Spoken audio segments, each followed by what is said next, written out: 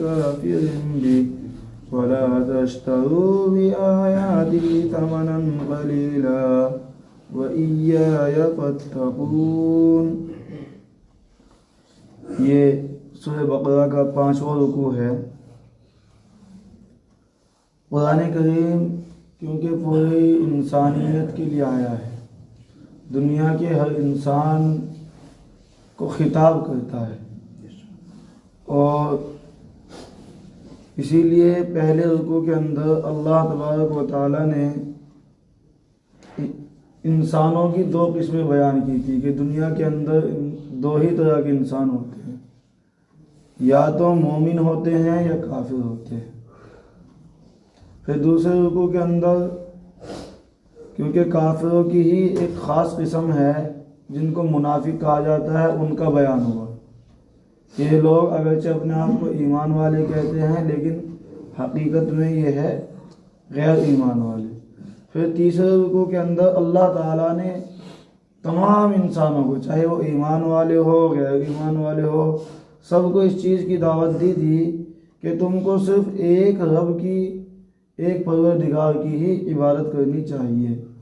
پھر چوتھے رکوع کے اندر اللہ تبارک و تعالیٰ نے انسان کو اس کی پیدائش کا مقصد سمجھایا تھا کہ ہم نے جو تم کو دنیا کے اندر بھیجا وہ اپنی خلافت اور نیابت دے کر کے بھیجا، یعنی کہ انسان کا کام دنیا کے اندر یہ ہے کہ میرے احکام کو دنیا میں نافذ کرائے اور میری نیابت کرے۔ پھر بتلایا تھا کہ اگر اس خلافت اور نیابت کے کام میں اللہ کے احکام دنیا میں جاری ہو جائے، اس میں اگر تم سے چوک ہو گئی اور اگر ذرا سی بھی غفلت اختیار کی تو تمہارا ازلی دشمن شیطان تم کو پچھاڑ دے گا اور تمہیں دنیا اور نقصان دونوں جگہ، دنیا اور آخرت دونوں جگہ نقصان اٹھانا پڑ جائے گا۔ اب اللہ تبارک و تعالی انسان کو یاد کرا رہے ہیں کہ یہ باتیں جو ہم نے تم کو بتلائی تھی کہ اگر تم نے زمین کے اندر میری خلافت قائم کرنی ہے اور اسلام کو پھیلانا ہے تو اس کو تمہیں چند باتیں ذہن میں رکھنی چاہیے کہ تم سے پہلے ایک بڑی قوم، ایک بڑے بزرگ، بڑے پیغمبر کی قوم دنیا کے اندر آباد تھی، ہم نے ان کو دین کی ذمہ داری دی تھی، تو انہوں نے اپنی دین کی ذمہ داری کو پورا نہیں کیا۔ ہم نے ان کے اوپر طرح طرح کے احسانات کیے تھے، طرح طرح کی نعمتوں سے ان کو نوازا تھا، لیکن وہ ہر موقع پر نااہل ثابت ہوئی، جن کو کہا جاتا ہے بنی اسرائیل۔ اللہ تبارک و تعالی یہاں سے بنی اسرائیل کا واقعہ شروع کر رہے ہیں، اور یہ واقعہ، یہ باتیں بنی اسرائیل سے متعلق کہ بنی اسرائیل پر کیا کیا احسانات کیے، ان کو کن باتوں کا حکم دیا گیا، کیسے انہوں نے نافرمانی کی، یہ اب تقریباً 13ویں رکوع تک جائے گا۔ حضرت ابراہیم علیہ السلام کے 2 بیٹے تھے۔ حضرت ابراہیم علیہ السلام عراق کے رہنے والے تھے۔ عراق سے مغربی جانب پڑتا ہے مصر، یعنی اور ادھر کچھ شمالی جانب، کچھ مغربی، شمال مغرب میں پڑتا ہے عراق، اور ادھر جنوبی جانب پڑتا ہے عرب۔ اب اللہ تبارک و تعالیٰ نے انتظام کچھ یوں کیا کہ جس وقت حضرت ابراہیم علیہ السلام عراق کے اندر رہتے تھے، اب چونکہ عراق کا ماحول بڑا بت پرستانہ ہو گیا تھا، بڑا مشرکانہ ماحول ہو گیا تھا، جو نمرود بادشاہ تھا اس نے خدائی کا دعویٰ کر دیا تھا، حالات بڑے سنگین ہو گئے تھے، تو حضرت ابراہیم علیہ السلام نے مصر کی جانب ہجرت کر لی، یعنی کہ مغربی جانب۔ اب مصر میں ان دنوں ایک بادشاہ تھا، اس کا نام تھا رقیون۔ یہ بادشاہ بھی نسل کے اعتبار سے عراق ہی کا تھا، اس کی نسل عراق کی تھی۔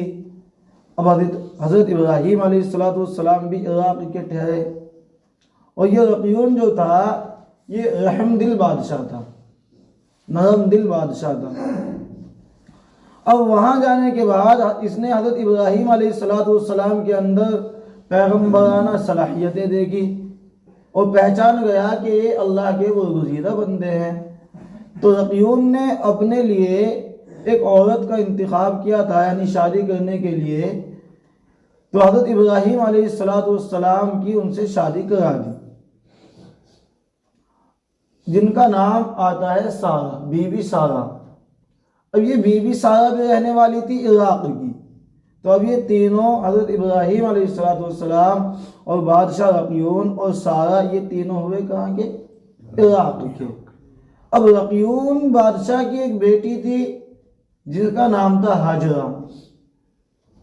رقیون نے اپنی بیٹی کا نکاح بھی حضرت ابراہیم سے کیا تاکہ پیغمبر سے ایک رشتہ قائم ہو جائے، نبی سے ایک رشتہ قائم ہو جائے اور اس کے برکات حاصل ہو جائے۔ اللہ تبارک و تعالیٰ نے دونوں کو اولاد دی۔ حضرت سارہ کے یہاں حضرت اسحاق علیہ السلام پیدا ہوئے اور حضرت ہاجرہ کے یہاں حضرت اسماعیل علیہ السلام پیدا ہوئے۔ اب حضرت سارہ تو عراق کی رہنے والی تھی اور حضرت ہاجرہ مصر کی رہنے والی ہوئی۔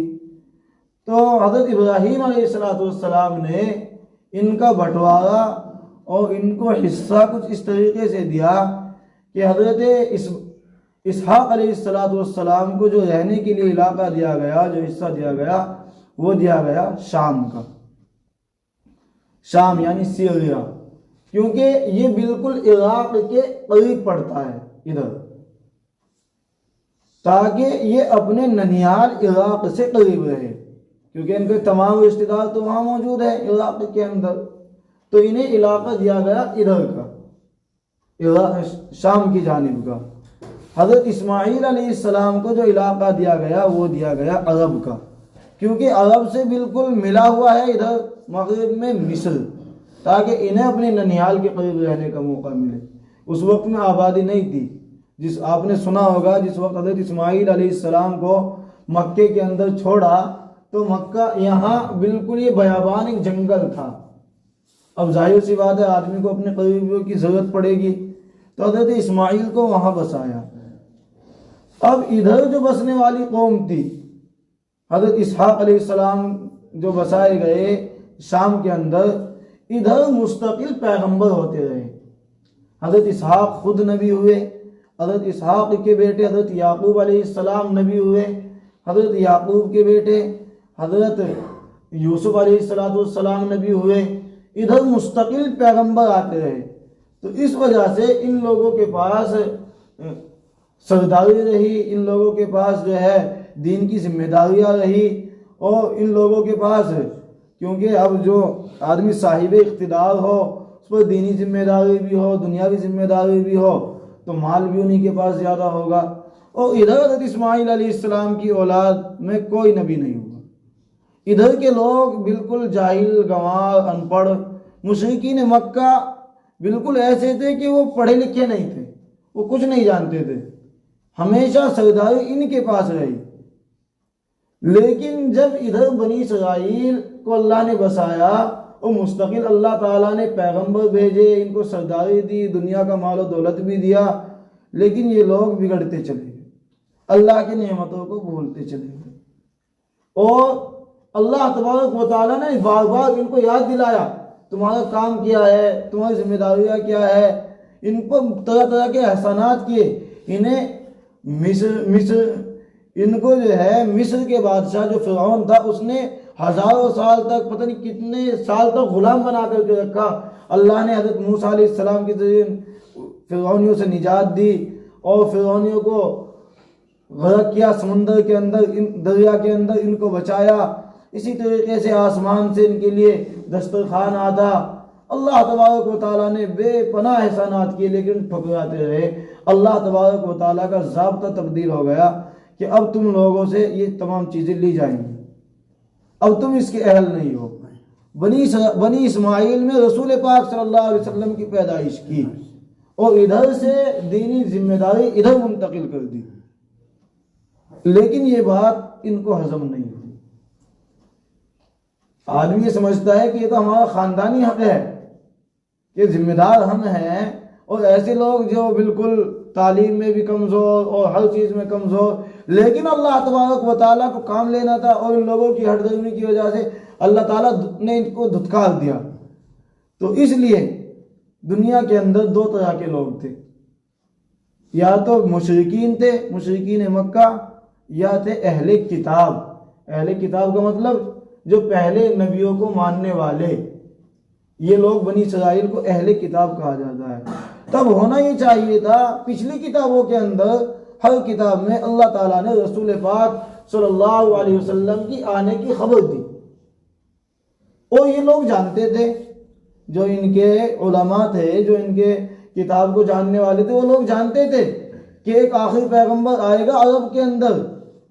تو ہونا تو یہ چاہیے تھا کہ یہ لوگ پہلے ایمان لاتے، کیونکہ ان کے پاس کتاب موجود تھی، تورات موجود تھی ان کے پاس، تو ان کو پہلے ایمان لانا چاہیے تھا۔ لیکن ہو الٹا رہا ہے کہ جو بالکل بت پرست، جو بالکل غیر تعلیم یافتہ، جو بالکل جن کے پاس کوئی مذہب نہیں ہے، کوئی ہدایت نہیں، وہ زیادہ تر ایمان لا رہے ہیں، اور یہ لوگ ایمان نہیں لاتے۔ اللہ تبارک و تعالیٰ ان کو فرماتے ہیں کہ اے بنی اسرائیل، یا بنی اسرائیل اذکروا نعمتی التی انعمت علیکم، اے بنی اسرائیل میری ان نعمتوں کو یاد کرو جو میں نے تم کو عطا کی تھی، یعنی تم کو فرعونیوں سے نجات دی، تمہارے اوپر سایہ کیا، تمہیں دسترخوان دیا، اسی طریقے سے بہت بے پناہ احسانات تمہارے اوپر کیے۔ وَأَوْفُوا بِعَهْدِي أُوفِ بِعَهْدِكُمْ، تم میرے عہد کو پورا کرو، میں تمہارے عہد کو پورا کروں گا۔ کیا عہد؟ اللہ تبارک و تعالیٰ نے وَإِذْ أَخَذْنَا مِيثَاقَ بَنِي إِسْرَائِيلَ لَا تَعْبُدُونَ إِلَّا اللَّهَ، اللہ تعالیٰ فرماتے ہیں کہ ہم نے بنی اسرائیل سے عہد لیا تھا کہ وہ توحید پر رہے، اللہ کو ایک مانے، اور ہم نے بنی اسرائیل کو یہ خبر دی تھی پچھلی کتابوں کے ذریعے سے کہ آخری نبی آئے گا، اس پر ایمان لانا ہے۔ تو یہ اللہ تبارک و تعالیٰ نے بنی اسرائیل سے عہد لیا تھا۔ اللہ تعالیٰ فرماتے ہیں کہ تم میرے عہد کو پورا کرو، اوفی بعہدکم، میں تم سے کیے ہوئے عہد کو پورا کروں گا۔ اللہ نے کیا عہد کیا تھا؟ اللہ نے عہد یہ کیا تھا کہ اگر تم آخری پیغمبر پر ایمان لے آئیں گے تو میں تم کو جنت میں داخل کروں گا، کہ تم میرے عہد کو پورا کر دو اور میں تم سے لیے ہوئے عہد کو پورا کروں گا۔ وَإِيَّايَ فَارْهَبُونَ، اور تم کو صرف مجھ ہی سے ڈرنا چاہیے۔ مطلب یہ ہے کہ یہ لوگ جانتے تو تھے ساری باتیں، مدینے کے یہود ساری باتیں تو جانتے تھے، لیکن مسئلہ یہ تھا کہ اگر آخری پیغمبر پر ایمان لانے کی دعوت دیں گے تو اپنی سرداری چلی جائے گی۔ یہ لوگ جب ان کے پاس کتاب موجود تھی، یہ پہلے سے آسمانی مذہب کو ماننے والے تھے، اور جو مشرکین مکہ تھے وہ تو کچھ نہیں جانتے تھے، تو ان پر ان کی اچھی خاصی جو ہے ان کا زور چلتا تھا، یہ لوگ سردار مانے جاتے تھے، تو انہیں اس بات کا ڈر تھا کہ اپنی سرداری چلی جائے گی۔ اللہ تعالیٰ فرماتے ہیں کہ تم کو کسی چیز سے نہیں ڈرنا چاہیے سوائے میرے۔ وَآمِنُوا بِمَا أَنزَلْتُ مُصَدِّقًا لِمَا مَعَكُمْ، اور جو میں نے قرآن کریم نازل کیا ہے اس پر ایمان لاؤ۔ مُصَدِّقًا لِمَا مَعَكُمْ، کیونکہ یہ قرآن کریم جو تمہارے پاس کتاب ہے یعنی تورات، اس کی بھی تصدیق کرتی ہے۔ اس کی تصدیق کیسے کرتی ہے؟ قرآن کریم تمام آسمانی کتابوں پر ایمان لانے کی دعوت دیتی ہے۔ قرآن کریم اس بات کو حق جتلاتی ہے کہ تورات اللہ کی کتاب تھی، انجیل اللہ کی کتاب تھی، زبور اللہ کی کتاب تھی۔ تو یہ تو قرآن کریم تو تمہاری تائید کر رہا ہے، تمہاری بات کو پختہ کر رہا ہے کہ تمہارے پاس کتاب ہے، تم صحیح لوگ تھے، تو تمہیں تو اور زیادہ قرآن کریم کو جلدی قبول کرنا چاہیے، اس پر ایمان جلدی لانا چاہیے کہ یہ تو تمہاری کتاب ہی کی تصدیق کر رہا ہے۔ اور حقیقت بھی یہی ہے کہ اگر آدمی کسی آسمانی کتاب کا انکار کر دے تو وہ ایمان والا نہیں رہے گا۔ تورات کا انکار کر دے، زبور کا کر دے، انجیل کا کر دے، تو قرآن کریم تو ان کی تائید کرتا ہے، اور تائید اس بات کی بھی کرتا ہے کہ تم اپنی کتابوں میں پڑھ کر کے آئے ہو کہ آخری نبی آئے گا۔ تو تمہاری اس بات کی بھی جو تمہارے ذہنوں کے اندر ہے اس کی کو بھی قرآن کریم بتلاتا ہے کہ تم صحیح بات پڑھ کر کے آئے ہو. وَلَا تَكُونُوا أَوَّلَ كَافِرٍ بِهِ، اور تم سب سے پہلے کافر نہ بنو. سب سے پہلے کافر بننے کا مطلب یہ ہے کہ اگر تم انکار کر دو گے، اگر تم ایمان نہیں لاؤ گے سب کچھ ہونے کے باوجود، جو آنے والی نسلیں ہیں وہ تمہیں دیکھ کر کے ایمان نہیں لائیں گی، تو ان کا وبال بھی تمہارے اوپر پڑے گا اور ان کے گناہ گار بھی تم ہوگے. تو اس لیے قرآن کریم کہتا ہے کہ تم دوسروں کا وبال اپنے سر پر مت لو، تم ایمان لے آؤ، ورنہ تو ساری انسانیت کا جتنے لوگ ایمان نہیں لائیں گے سب کا وبال تمہارے اوپر پڑنے والا ہے. اسی لیے آیا کہ اگر کوئی آدمی ایسا کام دنیا کے اندر چھیڑ جائے کہ جس سے آنے والی نسلیں اس پر قائم ہو جائے، تو اگر کوئی اچھا کام ہے، ثواب کا کام ہے، تو سب کو ثواب ملتا رہتا ہے. لیکن اگر کوئی آدمی ایسے کام کی شروعات کر دے کہ جو گناہ کا ہو، تو جو آنے والے لوگ ہیں جو گناہ کرتے ہیں اس کا عذاب ان کو بھی ملتا ہے. اس کی مثال دنیا کے اندر سب سے پہلا قتل قابیل نے حابیل کا کیا. دونوں آدم علیہ السلام کے بیٹے تھے. اب کیونکہ قتل کی بنیاد وہاں سے ڈلی، اور اللہ تعالیٰ فرماتے ہیں کہ کسی ناحق کو قتل کرنا ایسا ہے کہ اس نے پوری انسانیت کو قتل کر دیا. تو اب دنیا کے اندر جتنے بھی قتل ہوئے یا جتنے بھی قتل قیامت تلک ہوں گے، ان تمام کا گناہ ان کو تو ملے گا ہی جو اس گناہ کو کر رہے ہو، ساتھ ہی ساتھ حضرت آدم علیہ السلام کے بیٹے قابیل کو بھی ملے گا، کیونکہ شروعات وہیں سے ہوئی، بنیاد وہیں سے ڈلی. تو اس لیے دنیا کے اندر کوئی بھی کام ایسا نہیں کرنا چاہیے کہ دوسروں کا وبال بھی اپنے اوپر پڑے. اسی لیے اللہ تعالیٰ فرماتے ہیں کہ تم اس طریقے کی باتیں مت کرو. وَلَا تَشْتَرُوا بِآيَاتِي ثَمَنًا قَلِيلًا، اور میری آیتوں کو معمولی سی قیمت کے بدلے مت بیچو. اس کا مطلب یہ ہے کہ یہود کے اندر یہ تھا کہ اللہ کے احکام ہر آدمی پر تھوڑے دشوار معلوم ہوتے ہیں. اگر کوئی ان سے مسئلہ پوچھنے آتا اور وہ ان کے اوپر سخت گزرتا تو یہ کیا کرتے ہیں، تورات کی تفسیر اس طریقے سے کچھ ان سے پیسے لیے اور ان کے مطابق مسئلہ بتلا دیا. تو اللہ تعالیٰ فرماتے ہیں کہ یہ باتیں مت کرو. تم صاف صاف باتیں کیوں نہیں بتلاتے؟ تم جو دنیا کے مال کے پیچھے پڑے ہو اور اس کے بدلے میں میری آیتوں کو بیچ رہے ہو، ایسا مت کرو. بہت کم قیمت میں میری آیتوں کو مت بیچو. یہاں سے ایک بات بہت سے لوگ یہ کہتے ہیں کہ اس آیت کریمہ سے ایک بات ثابت ہوتی ہے کہ کوئی بھی دین کا کام پیسے لے کر کے نہیں کرنا چاہیے، اطاعت کا کوئی بھی کام نہیں کرنا چاہیے.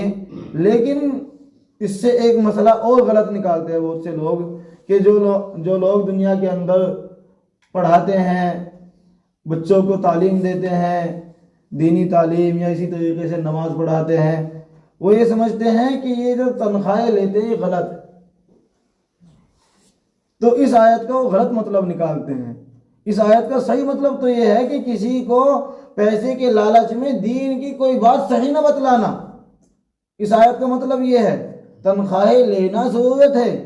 ضرورت اس لیے ہے کہ رسول پاک صلی اللہ علیہ وسلم کے بعد سے جو ماحول قائم ہوا، اسلامی حکومتیں قائم ہوئی، تمام اسلامی حکومتوں نے تمام مؤذنین کا، تمام اماموں کا، تمام پڑھانے والوں کا وظیفہ قائم کیا کہ سب کو وظیفہ ملے گا، حکومت سے تنخواہ ملے گی، کیونکہ یہ دوسرے کام تو کرنے جائیں گے نہیں. آدمی اگر دینی کام کو چھوڑ کر کے دینی تعلیم کوئی دے رہا ہے اور اسے ساتھ میں اپنے کمانے کی بھی فکر ہو تو ظاہر سی بات ہے وہ صرف کمانے کا ہو کر کے رہ جائے گا. دینی تعلیم کو دنیا کے اندر بہت نقصان پہنچ جائے گا. تو اس لیے ان کی ذمہ داریاں پہلے لازم ہوتی تھی حکومتوں کے اوپر، اسلامی گورنمنٹوں کے اوپر. وہ ان کو وظیفہ دیتی تھی، اچھے خاصے وظیفے ملتے تھے. اتنا وظیفہ تو کم سے کم حکومت دیتی ہوگی جس سے آدمی اپنے پورے گھر کو چلا سکے. اب اسلامی حکومتیں ختم ہوئی، خلافت کا نظام ختم ہوا اور اسی طریقے سے وہ سب چیزیں ختم ہو کر کے رہ گئی. اب دشواری یہ پڑی کہ اگر یہ جو دین سے جڑے ہوئے لوگ تھے اب ان کو وظیفہ ملنا بند ہو گیا، اگر یہ ظاہر سی بات ہے اب یہ کھانے کمانے کی طرف لگیں گے کیونکہ آدمی کی اپنی ضرورتیں ہیں، یہ اگر کھانے کمانے کی طرف لگ گئے دنیا میں اب دین کا نقصان ہو جائے گا۔ اس لیے علماء نے یہ ذمہ داری ڈالی، جیسے ہی اسلامی حکومتوں کا خاتمہ ہوا یہ ذمہ داری آئی عوام کے اوپر کہ اب یہ تمہاری ذمہ داری ہے کہ تم اپنے علماء کو اب تنخواہیں دو، ان کو اپنے پاس رکھو اور ان کا سارا وقت فارغ کر کے ان کو اپنے بچوں کی تعلیم پر، دینی تعلیم پر، اور جو دین کے دوسرے کام ہیں مثلا نماز پڑھانا، مؤذنی کرنا، جتنے بھی کام ہیں ان پر لگاؤ اور ان کو کھانے کمانے سے بالکل آزاد رکھو۔ آج کے وقت میں بہت سارے مدرسے جگہ جگہ کھلے ہوئے ہیں، لوگ اعتراض بھی کرتے ہیں کہ کوئی کہتا ہے کہ انہوں نے اپنی دکانیں کھول لی، یہ کر لیا وہ کر لیا، اس طریقے سے اگرچہ کچھ غلطیاں ہو رہی ہے سب جانتے ہیں، لیکن اس کا ایک جواب حضرت تھانوی رحمۃ اللہ علیہ نے بہت اچھا دیا ہے۔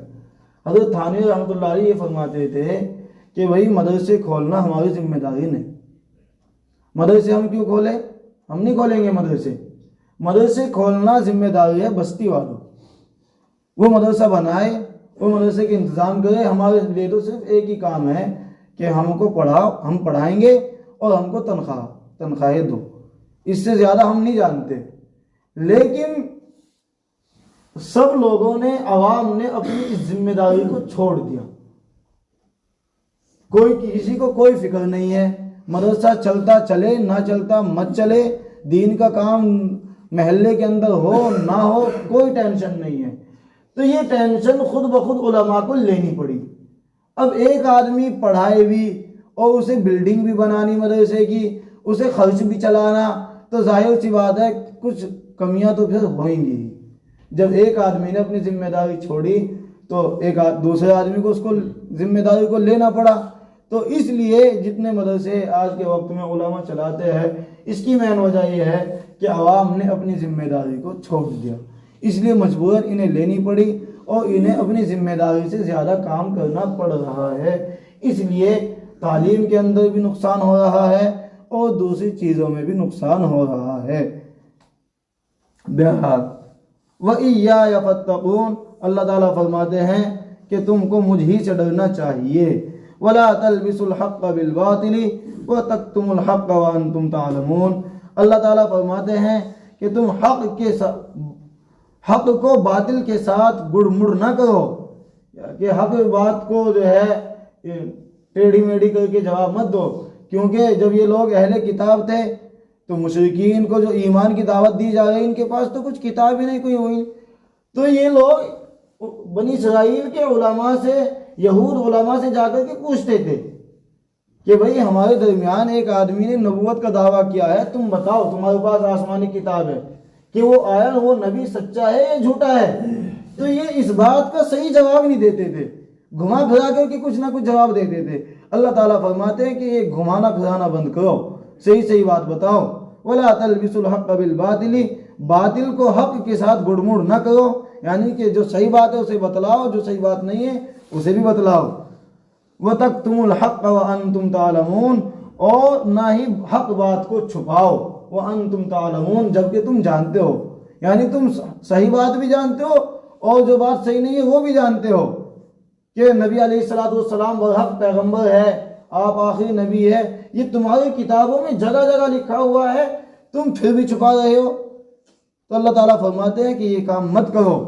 وَأَقِيمُوا الصَّلَاةَ وَآتُوا الزَّكَاةَ وَارْكَعُوا مَعَ الرَّاكِعِينَ، اور نماز قائم کرو، زکوٰۃ ادا کرو، وَارْكَعُوا مَعَ الرَّاكِعِينَ، اور رکوع کرنے والوں کے ساتھ رکوع کرو، یعنی کہ نماز پڑھنے والوں کے ساتھ نماز ادا کرو۔ اللہ تعالیٰ نے دو حکم دیے، نماز قائم کرو اور زکوٰۃ ادا کرو۔ اللہ تعالیٰ یہ فرمانا چاہتے ہیں کہ اگر تمہیں حق قبول کرنے میں دشواری آ رہی ہے، یا تو ظاہر سی بات ہے آدمی کو دو ہی چیزیں چاہیے دنیا کے اندر، دولت اور شہرت، ان دو چیزوں کے علاوہ کچھ نہیں چاہتا، تو اللہ تعالیٰ نے دونوں چیزوں کا علاج بتایا کہ دولت کا علاج تو یہ ہے کہ تم زکوٰۃ ادا کرو، زکوٰۃ ادا کرنے سے کیا ہوگا کہ تمہارے دل سے مال کی محبت ختم ہوگی. اور نماز قائم کرو. نماز قائم کرنے سے یہ ہوگا کہ تمہارے اندر جو شہرت کی چاہ ہے اور تم جو یہ سمجھتے ہو کہ صرف ہم سردار ہیں، ہمارے اندر یہ باتیں ہیں، کہ تمہارے اندر جو غرور ہے، تکبر ہے، یہ ختم ہوگا. کیونکہ جب آدمی دن میں 5 مرتبہ اپنا سر اللہ کے سامنے جھکائے گا تو ظاہر سی بات ہے اس کا جو کبر ہے، اس کے اندر جو تکبر ہے وہ ٹوٹے گا، وہ اپنے آپ کو اللہ کا بندہ ہی سمجھے گا. تو اللہ تعالیٰ فرماتے ہیں کہ تم یہ دو چیزیں قائم کر لو، تمہیں ایمان لانا آسان ہو جائے گا. نماز قائم کرو اور زکوٰۃ ادا کر کے مال کی محبت بھی دل سے نکال دو. اور نماز وَارْكَعُوا مَعَ الرَّاكِعِينَ کہ نماز پڑھو نماز پڑھنے والوں کے ساتھ. اس میں اللہ تعالیٰ فرما رہے ہیں کہ رکوع کرو. تو یہودیوں کی نماز میں نماز تو وہ پڑھتے تھے لیکن ان کی نماز میں رکوع نہیں تھا. ان کی جو نماز تھی وہ بغیر رکوع والی تھی. اللہ تعالیٰ فرماتے ہیں کہ اب تم یہ مت کہنا کہ ہم تو نماز تو پڑھتے ہیں. نماز ایسی پڑھو جیسے نبی علیہ السلام پڑھتے ہیں. جب تمہاری بات مانی جائے گی کہ تم ایمان لے آئے.